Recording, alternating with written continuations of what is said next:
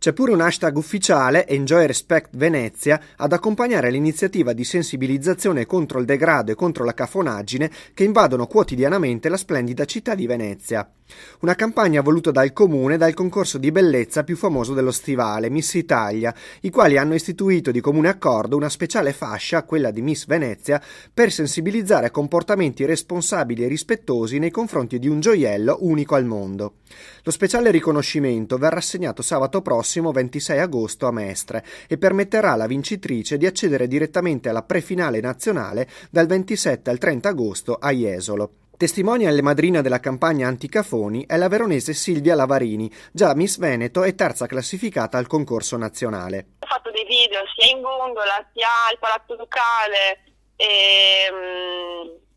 insomma in vari posti di Venezia. Per il primo anno appunto ci sarà la fascia di Miss Venezia che sarà molto significativa per Miss Italia, perché si collegano proprio la città più bella del mondo, detta da persone da tutto il mondo, con il concorso nazionale di Miss Italia. Silvia Lavarini era presente ieri sera in piazza Aurora a Jesolo, dove ha ceduto la fascia regionale a Chetti Stevanato, 19enne padovana di Messanzago. Il mio anno è finito ed è stato un anno bellissimo, talmente bello che onestamente mi dispiace che sia finito. Però dall'altro lato ero felice perché ho sfruttato tutte le mie possibilità, tutte le occasioni le ho accettate e ho lavorato tanto e quindi è andata bene. La Miss Veronese avrà dato qualche consiglio alla nuova reginetta veneta? Sì, sia lei che le altre prefinaliste, perché ieri oltre a Miss Veneto c'è stato Miss Cinema Veneto,